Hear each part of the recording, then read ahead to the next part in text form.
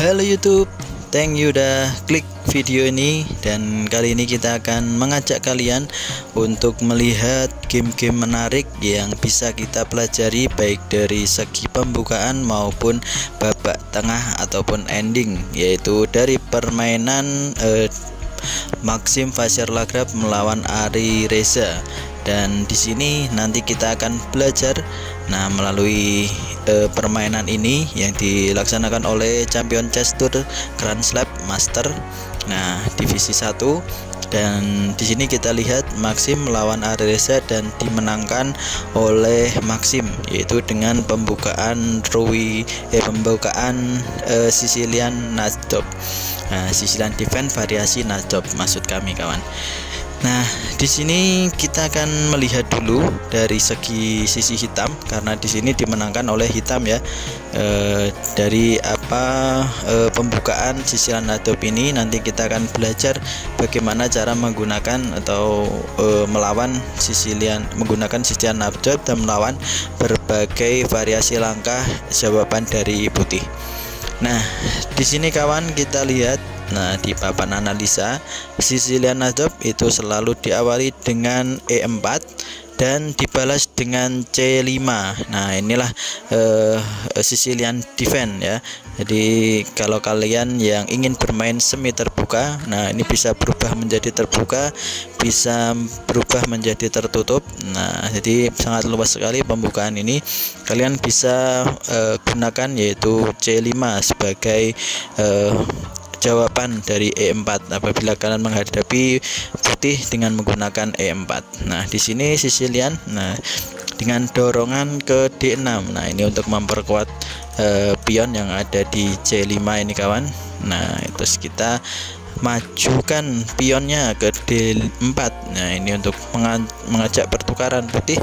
Melihat apakah putih ingin bermain hitam ingin bermain terbuka ataupun bermain tertutup, karena Sicilian ini sangat luas sekali dan ternyata dimakan karena ini memang jalur utama mengajak pertukaran, dan diladeni hitam dengan memakan pion di D4. Dan ini bisa dikatakan dengan Sicilian terbuka karena di sini sudah ada pertukaran pion menyebabkan jalur di sini nanti terbuka, setengah terbuka, kawan. Dan di sini juga setengah terbuka. Ini makanya bisa disebut dengan pembukaan terbuka dari Sicilia. Di sini tentunya ada pion yang lemah yang tidak dijaga oleh apapun dan dieksekusi oleh hitam dan dijaga dengan pion kuda ke C3 gini, kawan. Disinilah Nastop bermula, kawan ya, dari dorongan pion A7 ke A6 di sini. Ini namanya Sicilian Nastop. Di sini kalian bisa lihat di pembukaannya. Di ini variasi dari Sicilian Nastop. Jadi kalau kalian sudah menghafal di sini, berarti kalian sudah betul di dalam pembukaan sebanyak 5 langkah. Jadi kalian kalau sudah paham dengan Sicilian Nastop, mending kalian teruskan langkahnya, meskipun dalam permainan kalian masih mengalami kekalahan, tapi kalian bisa lanjutkan karena di dalam tahap pembukaan kalian sudah betul sampai langkah ke-5. Di sini ada variasi yang sangat tajam sekali dari putih. Ini variasi baru juga. Jadi biasanya kan ada gajah ke sini, ada English attack seperti itu. Itu banyak sekali variasi dari Nastop ya. Dan ini dipilih dari variasi yang frag attack. Di sini yang sangat kita baru, kawan ya, sangat kita tunggu nanti variasinya seperti apa, yaitu dengan dorongan benteng ke G1.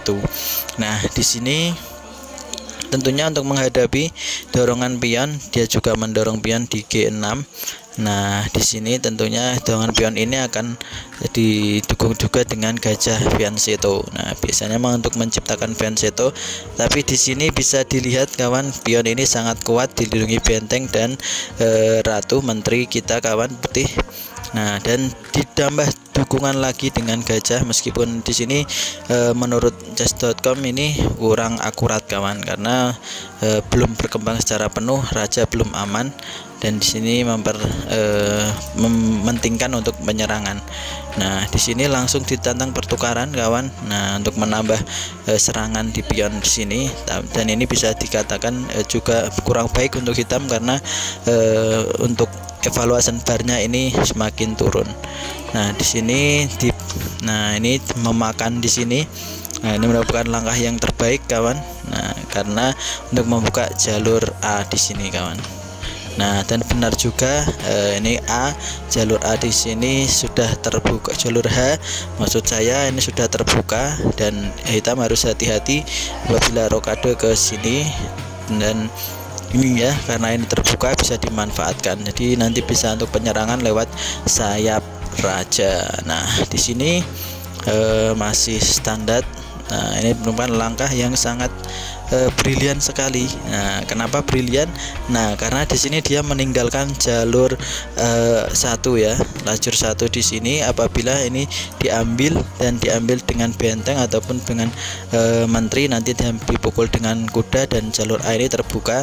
Nah, nanti mau ditutupi pakai apa saja nanti akan terkena kawan. Nah, di situ ini langkah brilian sekali. Dan tentunya tidak dimakan putih, tapi dia memakan kuda terlebih dahulu, dan ini merupakan langkah yang kurang akurat untuk putih. Nah, ini pada tandanya, tanda tanya ya, karena ini kurang akurat dinaik. Dan ini langkah brilian lagi, yaitu untuk memakan putih. Nah, sebelum dimakan dan rugi karena sudah bergerak, ini ada ini dan mengajak pertukaran menteri di sini. Nah, karena kekuatan putih tadi ya, menteri didobel dengan di sini gajah. Nah, ini sangat berbahaya sekali, maka dari itu ini ditukar saja karena ini sudah tidak bisa rokade juga. Jadi kalau tidak ada menteri, meskipun tidak rokade itu masih aman-aman saja kawan, dan diterima ternyata. Nah, dan langkah ini juga cukup mengejutkan buat saya karena kuda tidak dimakan tapi malah mengajak pertukaran menteri. Nah, di sini tentunya sebelum dikembalikan dia memakan pion. Kalau nanti ini juga ikut makan pion, dia unggul satu benteng dan dimakan dengan raja sehingga raja tidak bisa rokade. Nah, cukup cerdas ya untuk putih ya.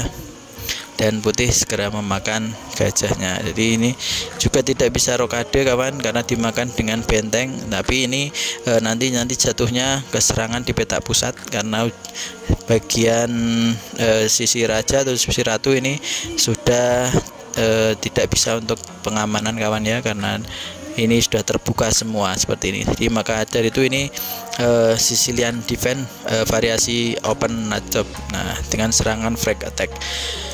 Oke, dilanjut dengan kuda. Ini kurang akurat juga untuk hitam kawan. Nah, jadi akan menantang pertukaran karena memang nanti jatuhnya ke ending. Maka dari itu segera disederhanakan. Nah, ini penyerangan di tengah dan hitam.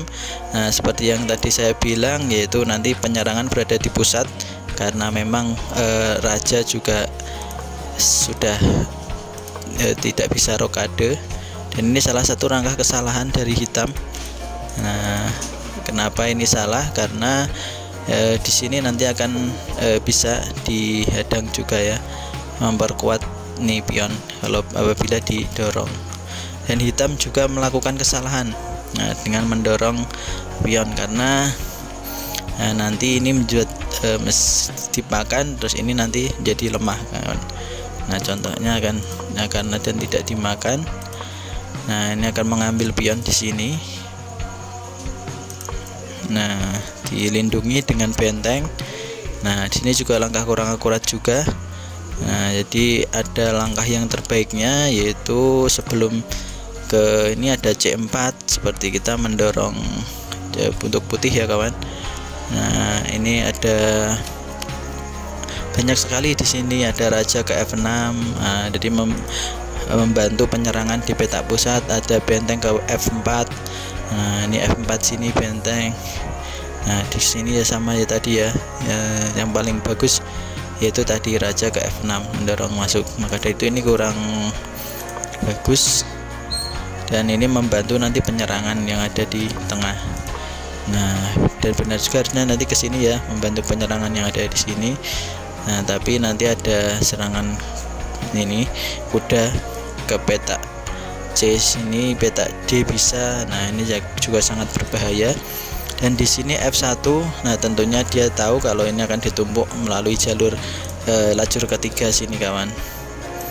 Nah, dan betul juga ini juga didorong. Nah, meninggalkan petak pusat beralih ke petak jalur 1. Nah, ini juga berbahaya juga kalau nanti didorong, dan ini semakin membuat, nah ini kawan ya, kalahannya ada di sini kawan. Jadi ini ada yang pion di sini, nah yang akan nanti dieksekusi sebagai pion lemah. Ini juga memiliki 2 pion lemah, dan tadi sementara posisinya ini sedang diserang. Nah, kalau ini kan meskipun lemah tapi tidak diserang, dan ini masih didukung raja tanpa serangan. Nah, seperti itu.